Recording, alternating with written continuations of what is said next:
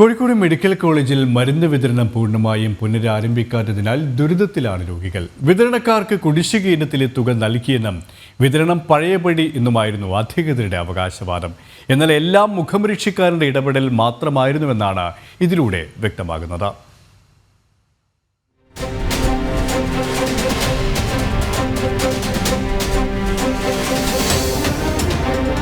പിത്താശയത്തിൽ കല്ലും മഞ്ഞപ്പിത്തമായിട്ട് എൻ്റെ പെങ്ങൾ സിക്കിൾ സെൽ പേഷ്യൻറ്റും കൂടിയാണ്. അപ്പോൾ അവിടെ കാണിച്ചാൽ പറഞ്ഞു അവിടെ അവർക്ക് ഇത് മാനന്തവാടി ജില്ലാ ആശുപത്രിയിലൊന്നും ഇതിൽ പോയി കഴിഞ്ഞാൽ പെട്ടെന്ന് തക്കതായ ചികിത്സ കിട്ടില്ല, നിങ്ങൾ കോഴിക്കോട് പോകണമെന്ന് പറഞ്ഞു. അങ്ങനെ ഞാൻ ഇവിടെ വന്ന് അഡ്മിറ്റായി. എൻഡോസ്കോപ്പി ചെയ്യണമെന്ന് പറഞ്ഞു. എൻഡോസ്കോപ്പി ചെയ്യണമെന്ന് പറഞ്ഞ സമയത്ത് സ്റ്റെൻറ്റ് എന്ന് പറഞ്ഞ സാധനമുണ്ട്. അപ്പോൾ 2 സാധനം കിട്ടിയിട്ടില്ല, അതുകൊണ്ട് നിങ്ങളുടെ ഓപ്പറേഷൻ നടക്കാൻ എൻഡോസ്കോപ്പി നടക്കാൻ ബുദ്ധിമുട്ടുണ്ടെന്ന് പറഞ്ഞു. അങ്ങനെ ഞാൻ സിസ്റ്റർ ട്രൈബലിലേക്ക് ഒരു ചീട്ട് തന്നിട്ട് വിട്ടു. അപ്പോൾ അവർ പറഞ്ഞു അതിവിടെ കിട്ടാനില്ല എന്ന് വെച്ച് കഴിഞ്ഞാൽ നിങ്ങൾ അവിടെ നിന്ന് എടുത്ത് ചെയ്തോളൂ എന്ന് പറഞ്ഞു. വയനാട് ചൂതുപാറ സ്വദേശിയും വനവാസിയുമായ ശിവചന്ദ്രൻ ചികിത്സയ്ക്കായി സഹോദരി ഭാരതിയെയും കൊണ്ടാണ് കിലോമീറ്ററുകൾ താണ്ടി കോഴിക്കോട് മെഡിക്കൽ കോളേജ് ആശുപത്രിയിൽ എത്തിയത്. മഞ്ഞപ്പിത്തം ബാധിച്ചിട്ടുണ്ട്, പിത്താശയത്തിൽ കല്ലുണ്ടെന്നും പരിശോധനയിൽ കണ്ടെത്തിയിരുന്നു. വിദഗ്ധ ചികിത്സയ്ക്കും പരിശോധനയ്ക്കുമായി 2 ആഴ്ചയായി ആശുപത്രി വാർഡിലാണ്. എൻഡോസ്കോപ്പിക്കായി സ്റ്റെന്റ് ഇല്ലെന്നാണ് അധികൃതർ പറയുന്നത്. ഇതിനായി നീതിന്യായ സ്റ്റോറുകൾ ഓരോ ദിവസവും കയറി ഇറങ്ങുകയാണ്. ഡോക്ടേഴ്സ് കാണിച്ചപ്പോൾ പറഞ്ഞു ഇത് ഇല്ലാണ്ട് ചെയ്യാൻ പറ്റില്ല എന്ന് പറഞ്ഞിട്ട് രോഗിനെ അവർ തിയേറ്ററിൽ കയറ്റിയില്ല. അങ്ങനെ ഞാൻ പറഞ്ഞു ചെയ്യാതിരിക്കാൻ പറ്റില്ല, ഇനിയിപ്പോൾ ഇവിടെ ഇല്ലെങ്കിൽ ഞാനത് വാങ്ങിത്തരാം. അങ്ങനെ ഞാൻ ന്യായവില മെഡിക്കൽ സ്റ്റോറിൽ വന്ന് ചോദിച്ചു. അപ്പോൾ എവിടെയില്ല സാധനം.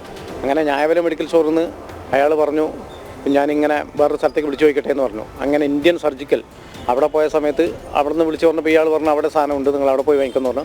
അവിടെ പോയിട്ട് ഞാൻ ആ സാധനം 650 വാങ്ങിയിട്ട് ഓട്ടോറിക്ഷ വിളിച്ചിട്ട് അത് കൊണ്ട് കൊടുത്താൽ പിന്നെയാണ് ചെയ്തത്. അപ്പോൾ ഇവർ ട്രൈബലാണെങ്കിലും കാര്യങ്ങൾ വ്യക്തമായിട്ട് പറയുകയാണെങ്കിൽ നമുക്ക് ഇന്ന പോലെ ചെയ്യാം, പൈസ ഉണ്ടോ ഇല്ല എന്നുള്ള പിന്നീടുള്ള വിഷയം.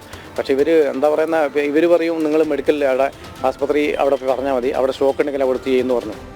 നട്ടെല്ലിന് രോഗം ബാധിച്ച ഭാര്യയെയും കൊണ്ട് ചികിത്സ തേടിയെത്തിയ കണ്ണനും ഇതേ ഗതികേടിലാണ്.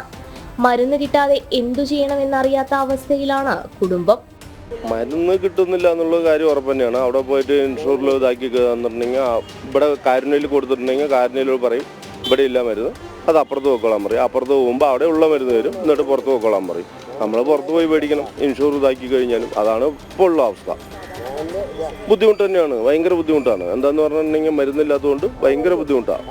90 കോടിയോളം രൂപ കുടിശ്ശിക വന്നതിനാൽ മരുന്ന് വിതരണ കമ്പനികൾ മാസങ്ങളായി നടത്തിവരുന്ന സമരമാണ് കഴിഞ്ഞ ദിവസം പിൻവലിച്ചത്.